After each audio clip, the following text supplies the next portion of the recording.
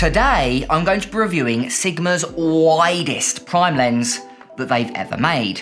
This here is the brand new Sigma 12mm F1.4 DC contemporary lens. Now this lens was only released last month in August of 2025, released alongside the 200mm F2, and already this lens here has broken quite a few records, being the brightest 12mm ever made with a super bright aperture of f1.4.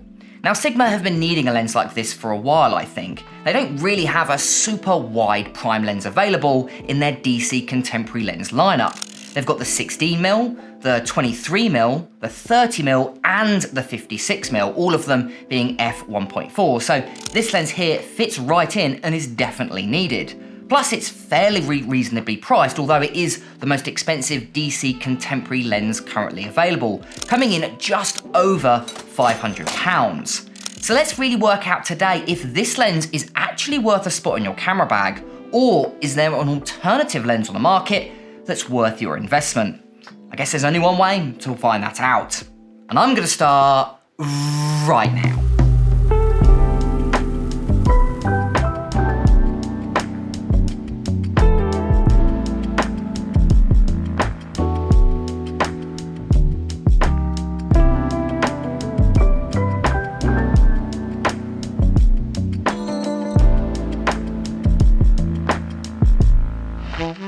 So this lens is made of a premium plastic and metal construction with a metal lens mount, and as it's part of Sigma's contemporary series of lenses, it has a weather-resistant design that's designed to repel light moisture and dust, as you can see with the weather sealing gasket at the rear of the lens. Now, because this is a modern mirrorless lens, it does come in a variety of camera mounts. You can buy it in Sony E mount, Leica L mount, Fujifilm X mount, and Canon RF mount, which is the version I've got today, and it's designed to work on APS-C cameras. That's what the DC stands for in its name, digital crop. And in the Canon's ecosystem, that's the R100, R50, R10, and the Canon R7.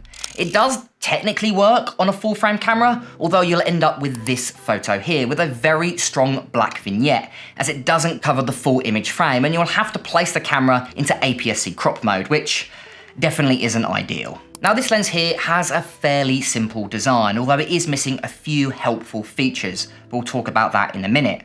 Right at the bottom of the lens, if you've got yourself a Canon RF version, you have a clickable control ring that allows you to change certain functions within inside the camera, like shutter speed, aperture, ISO, white balance.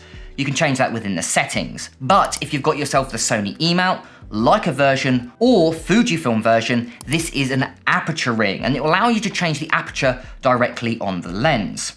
And above that, you've got yourself a focus ring. Now this focus ring is electronically coupled to the focus motor and has a real satisfying amount of friction to it, which is really nice to use in manual focus. And talking about focus, you'll notice this lens is missing something, and that is the autofocus to manual focus switch. Now, I'm sure if you've watched the channel before, you'll know that I hate lenses that don't have this feature, because I'm always switching from auto to manual focus. So it's a little bit annoying that it's missing from this lens. Now, because of this lens is an ultra wide angle prime lens with a very bright aperture of f1.4, it does have quite a complicated optical formula with 14 elements in 12 groups. But because it's designed for APS-C cameras and not full frame, it is significantly smaller and a lot lighter, coming in at just 250 grams, or just over half a pound, making it one of the lightest lenses I've ever reviewed on this channel, and lighter than all other contemporary lenses that Sigma have made. That is really impressive. It's also really small as well. As you can see by the size graph here, it's smaller than pretty much all other contemporary lenses. So it won't take up much room up in your camera bag, which is perfect if you're wanting to use this lens for maybe travel landscape photography. This lens also has a really small filter thread as well, coming in at just 62mm, making UV filters easy to find from your local camera shop, and they should be fairly inexpensive as well. Now inside the box, you also get a few extra accessories. You get a lens pouch and, most importantly, a a lens hood, which is really nice to see, and I love that Sigma add this. So many first-party camera brands just don't add lens hoods to their lenses, especially inexpensive lenses like this. So that's definitely a win for Sigma.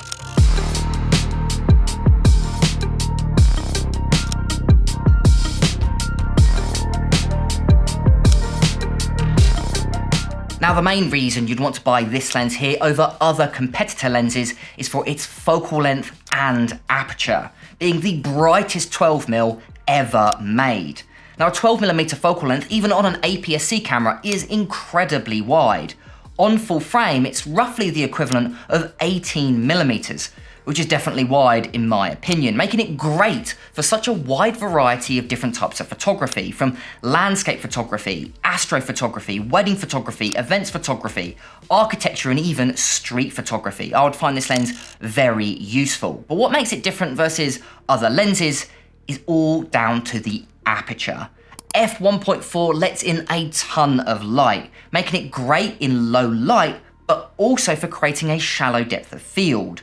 Now, that's not necessarily going to be very visible at this focal length, but even at F1.4, if we take this little vlog video that I did here, you can really separate your foreground and background, making your photos and video look a lot more cinematic. Now, I took this lens to London, and I mainly focused on architecture and street photography for my review, and the images did not disappoint, especially the ones in a low light environment. So if you are someone that often shoots in low light, maybe you do low light landscape photography, and especially astrophotography, I really think this is a must-have lens for your camera bag, especially if you're after a lens with an ultra wide angle field view.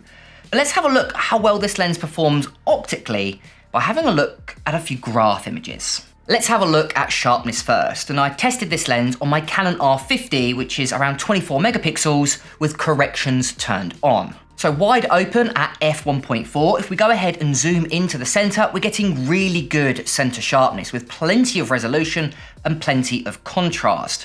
But if we go ahead and zoom into the corners, they're still really impressive, and they hold on to that contrast and resolution really nicely. And this is very impressive wide open at f1.4. Now, we can improve it even further by stepping down to f2, f2.8, f4, f5.6, all the way to f8, whereas this lens is very, very sharp.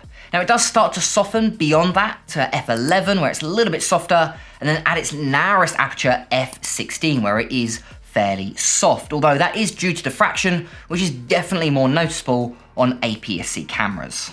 Now, if you are thinking of buying an ultra-wide angle lens, one of the things I always look out for is how well that lens performs when it comes to flaring, as you're more likely to get some kind of light source in your photo if you're shooting wide angle.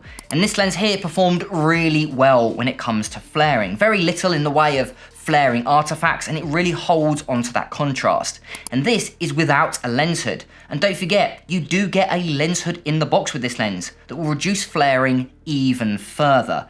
Very impressive. And related to flaring is sun stars. And again, this lens performed really well. At around f8 to f16, it has these beautiful 18 pointed sun stars, which is one of the nicest sun stars that I've seen from an ultra wide angle prime lens. And when we go ahead and turn corrections off, there isn't much in the way of distortion and vignetting, although there's a mild amount of barrel distortion at 12mm, which is to be expected for an ultra wide angle prime lens. I've definitely seen worse at this focal length, although there is a little bit more vignetting than I was expecting, although you can easily push it to the corners if you go ahead and step down just a couple of stops to f2, and it pretty much disappears at f2.8. So I probably would recommend turning on corrections either in Lightroom or inside your camera. Now, this lens has a minimum focus distance of just 17 centimeters, meaning it's got a maximum reproduction ratio of just 0.11, which is below average for an ultra wide angle prime lens. You can't get too close to your subjects. Although close-up image quality is very impressive with plenty of resolution. If you go ahead and zoom in wide open at f1.4, it has very good center sharpness, and we can improve it even further by stepping down to f2, f2.8, f4, and then razor sharp at around f5.6. So although you can't get too close to your subjects, close-up image quality is very impressive.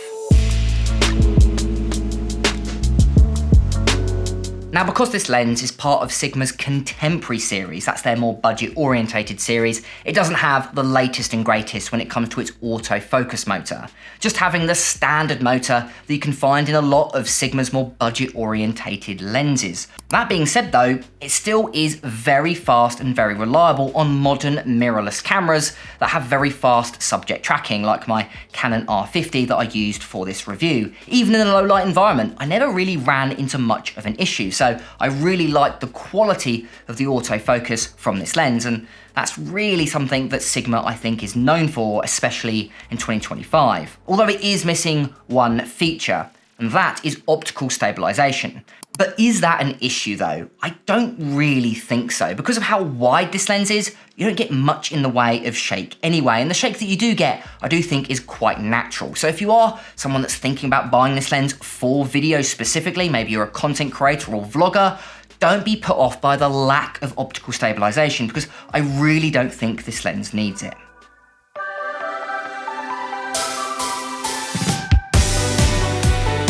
So overall, what do I think of this lens, and do I recommend it? Actually, yes, I think it's a very impressive lens, especially for the price.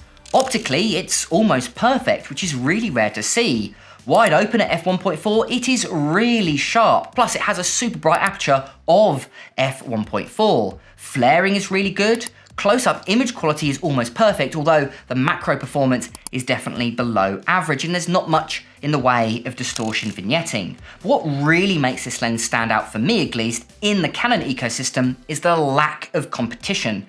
If you're after an ultra-wide angle prime lens, this is pretty much your only option, as Canon don't really have that many in their Canon APS-C lens lineup. The only ones that are available are designed for virtual reality video and not necessarily designed for photography. So if you are after an ultra wide angle prime lens with a super bright aperture that's great in low light, this is by far your best option. And at the moment, at least in the Canon ecosystem, your only option. And with a score of 42 out of 50, this is a highly recommended lens to have in your camera bag. Thank you to all of my YouTube members that are currently supporting the channel. If you guys want to support the channel and get some awesome perks, including free Lightroom presets and to watch videos before they go live, make sure to go ahead to the link in the description. I've been James for Photo Fever, and I'll catch you guys next week.